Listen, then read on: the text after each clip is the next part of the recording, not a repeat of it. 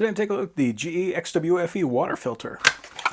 So it does come fully sealed, which is important. We want to make sure that we're not getting anything in our water. And that is it. We got our 2 ports there on the top, got our instructions on the outside, and we got a little handle that we can actually grab with our fingers to twist that guy on. So on this model, the filter is actually in the door. It's going to seem kind of counterintuitive, but we just grab this guy and we pull it away from the door.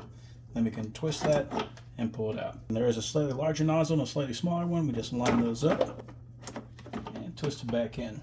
Then we can lock it down. And that is done. You can see it still says replace water filter, so all we're going to do is click on something where we can see filter. We're going to press that and hold 3 seconds.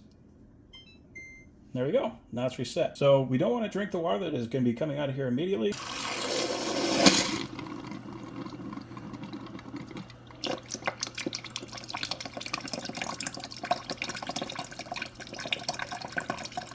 You can see we're just getting a lot of the air that was in that filter out, so it's just kind of priming the whole thing. And after that, we just run a couple of gallons through there, and then it will be ready to drink. So that's it.